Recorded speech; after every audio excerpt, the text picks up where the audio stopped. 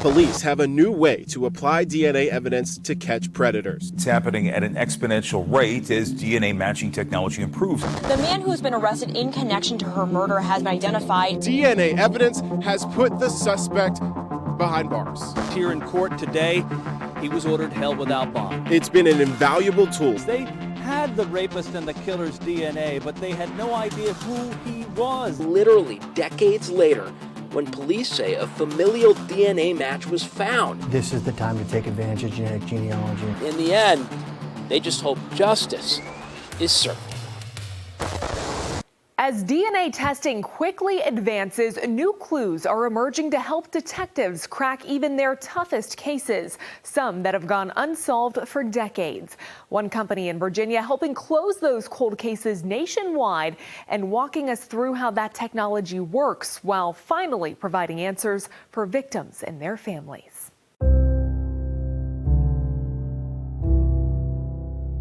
I was 10 years old and my mom got the phone call that asking, have you seen Jackie? She's missing. 40-year-old Jacqueline Matter was found dead last November in a secluded area of Woodbridge, Virginia. Police are offering a $20,000 reward to anyone with information leading to the arrest of the killer of Jacqueline Matter.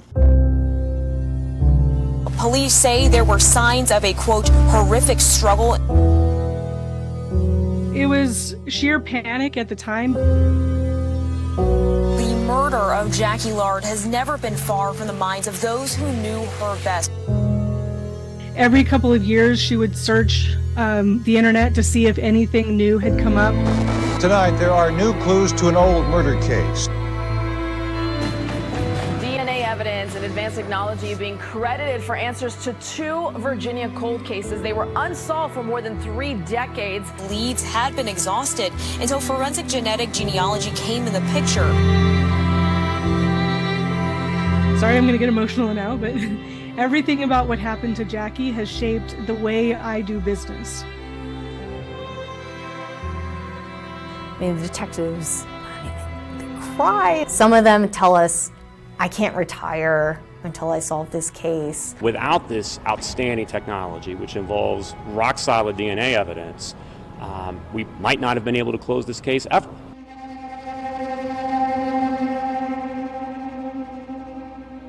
It was a cold autumn evening in 1986, around 9 o'clock at night, when Jacqueline Lard was last seen at the realty office where she worked in Stafford County, Virginia, as it was closing.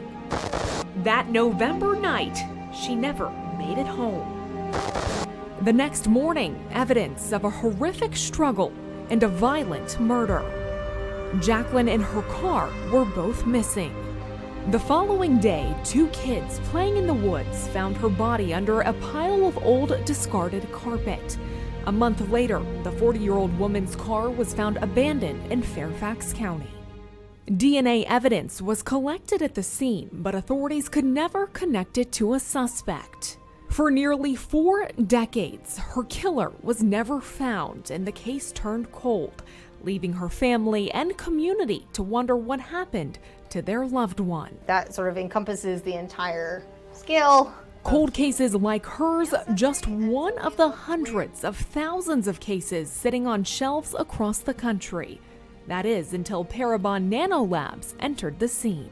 What Parabon does is really look at forensic DNA in a new way. Today, hundreds of cases have been solved using their DNA technology, finally giving families and victims some peace of mind. I mean, forensic DNA has been used for decades. It's been amazing in solving cases when a person is in a database or when the suspect is someone that the police have looked at, and they can do a direct comparison between the crime scene sample and that person. What we've done is come along and say, you know, there's a lot more information in DNA than just that one-to-one identity. We can actually generate new leads and give detectives new information just based on that DNA sample. Parabon Nanolabs, based in Reston, Virginia, is a DNA technology company made up of scientists and technologists who help bring violent criminals to justice. This genetic genealogy team has helped law enforcement with over 310 positive identifications over the last almost 6 years. So we're averaging 1 case per week where we're able to help law enforcement identify the contributor of the DNA. 59-year-old John Miller is shackled, wobbling. Usually detectives are coming to us with cold cases where they really have exhausted everything that they could think of. However, a lot of forward-thinking detectives these days are starting to realize, as soon as that DNA profile doesn't get a hit in the database, there are other pieces of information they could get from that DNA. And so we can do that analysis and sort of help them on their way, make it so that case doesn't go cold in the first place. Detectives contact Parabon, and once it's confirmed that the DNA is usable, it's sent off to the lab. These active cases that we work on, often that's a perpetrator who might have gone on to commit other crimes. And if this investigation had not been able to be closed quickly, other crimes could have happened. They can even work with mixed samples containing DNA from several people and then separate the suspect's information. As far as I know, we're the only ones who are able to do this with these difficult mixtures, and it's helped us with a lot of cases that couldn't be solved otherwise. A common misconception is that law enforcement is using DNA samples from popular genetic companies like Ancestry.com, 23andMe, and MyHeritage. So there are over 50 million people who have taken direct-to-consumer DNA tests. But unfortunately, the 3 largest companies, thus databases, have barred law enforcement's use. And so we are limited to the 2 smallest databases. Those are called GEDmatch and Family Tree DNA. You see it so much in the media. I've even heard it from my friends, like, oh, I don't want to take a 23andMe test because then, law enforcement would be able to use that information. No, no, no, no, no, no. They don't want to scare off their customers.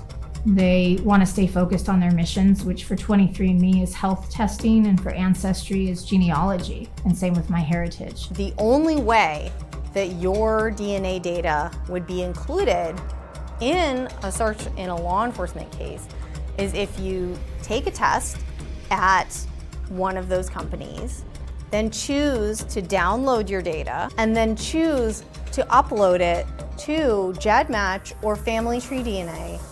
And not only that, but then click the button that says, and I opt in to law enforcement matching. It's a voluntary participation. You have to choose. You have to choose to be part of this. The only cases that are being investigated using genetic genealogy are violent crimes. So sexual assaults, homicides, or attempted homicides. If we could use those databases, we would be extremely successful, even more successful than we already are, at identifying violent criminals, stopping serial killers and serial rapists before they even become serial offenders. So it really is in the public's best interest for us to have access to that, and at some point maybe there will be enough pressure on the management of those databases to allow it. For now, Parabon's process starts by using crime scene DNA to predict the physical appearance of an unknown person, a process known as DNA phenotyping. We're predicting that unknown person's eye color, hair color, skin color, freckling, the shape of their face, and then their genetic ancestry. So we're telling them what the prediction is, what the eye color is, but also what it's not. And you can usually say what it's not with much higher confidence. And so I couldn't tell a detective with confidence this DNA came from a blue-eyed person or a green-eyed person. I could tell them with more than 99% confidence this DNA did not come from someone with brown eyes. In 2016, Parabon used DNA phenotyping to help solve the case involving Jessie Bjork. A lifeguard told police that she was abducted and raped while on the job today. Nothing like that has ever happened in this community before. An unknown man approached her and pulled out a gun. This is a case that has taken 3 years to crack. Detectives reached out to the team at Parabon, who then used crime scene DNA to create a phenotyping report of Jessie Bjork's predicted appearance. So the first thing we do is predict this person's skin color.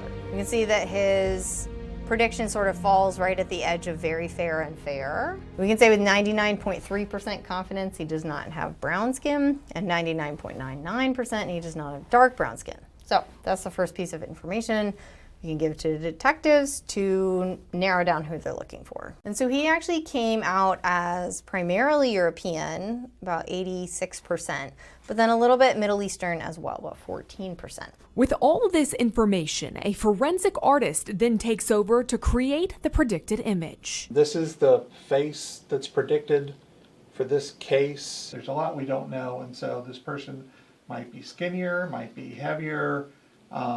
We don't know about facial hair and things like that. We're only looking at the DNA sequence, and your DNA sequence is the same throughout your entire life.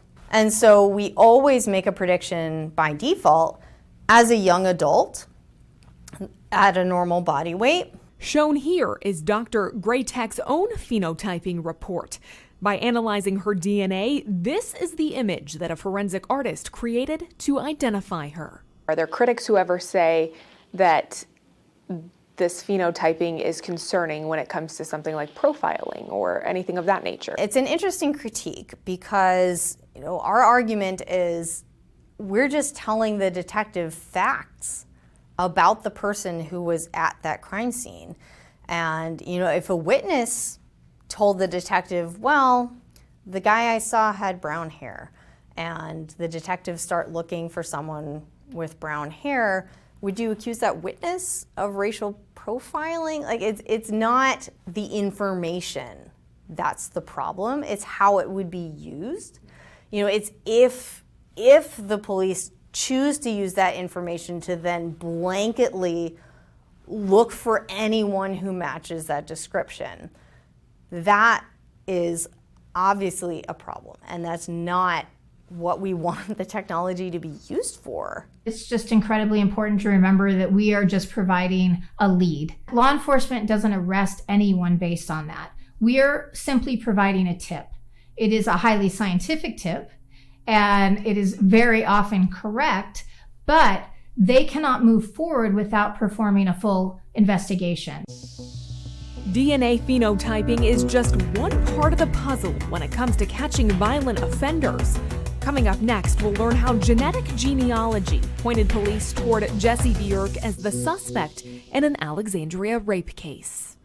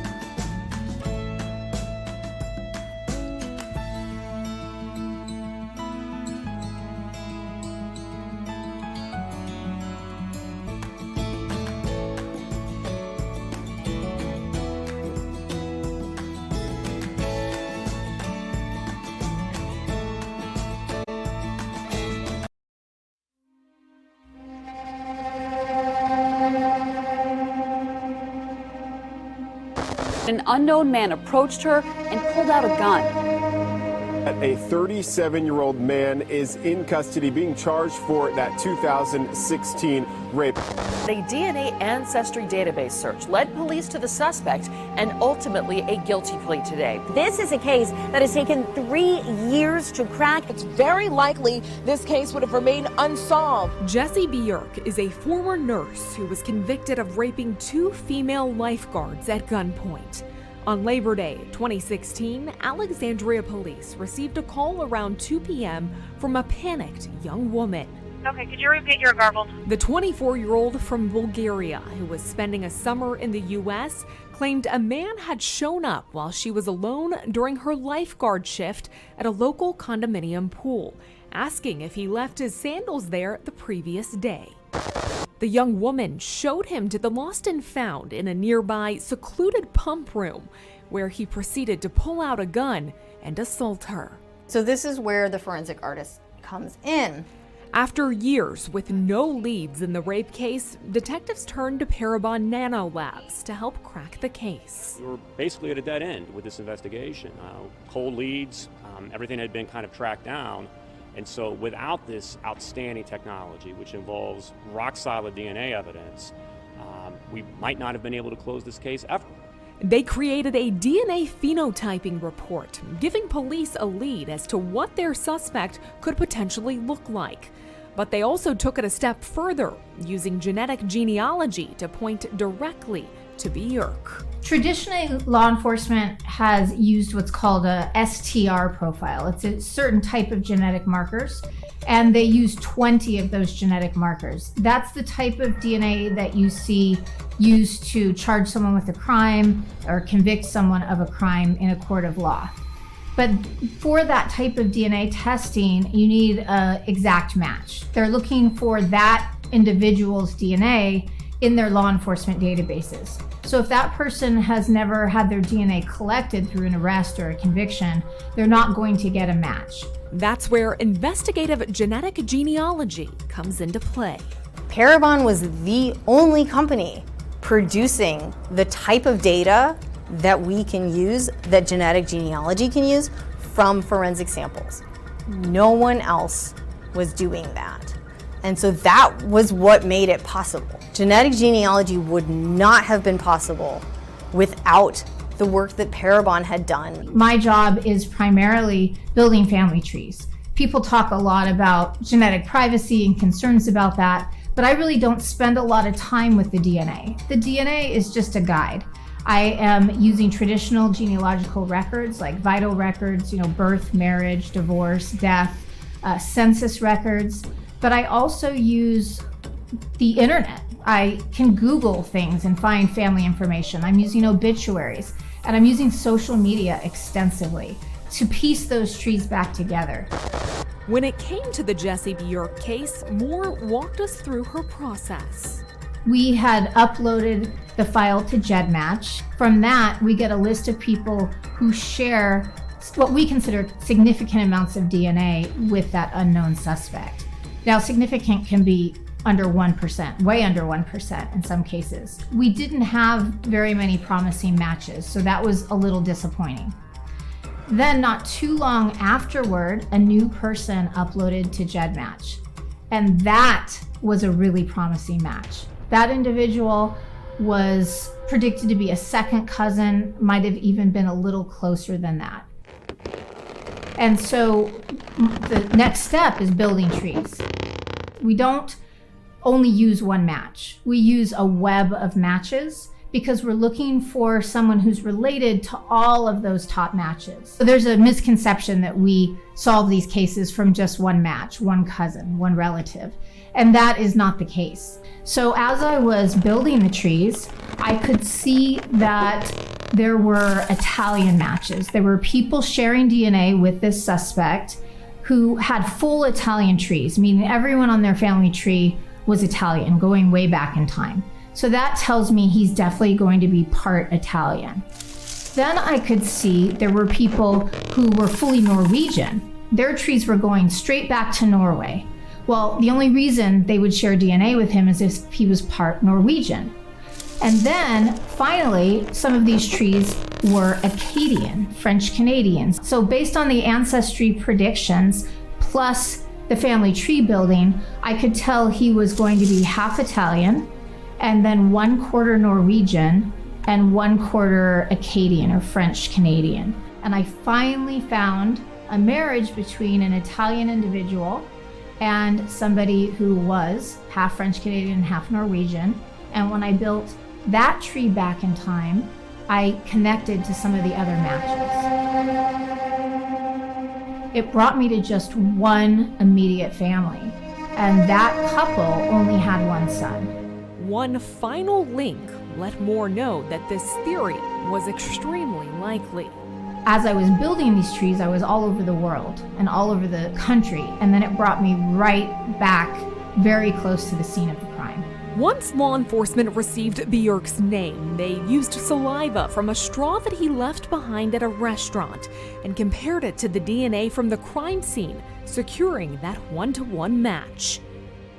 His DNA also matched another lifeguard rape that happened in Fairfax in 2014. He pled guilty and is now serving 65 years for his crimes.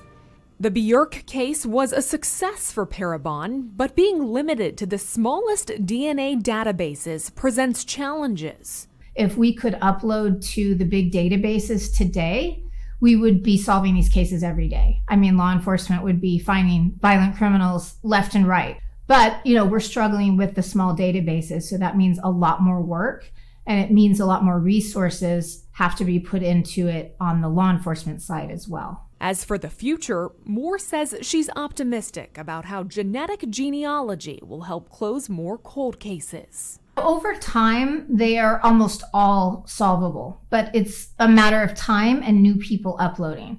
The good news is these databases are dynamic. They're always changing. New people upload every day and opt into law enforcement matching. So we might have a case that we've been hitting our head against the wall for years, and then a new person uploads and it completely changes the course of that case. Still to come, we'll hear the stories of families who are finally getting the answers they've searched for years.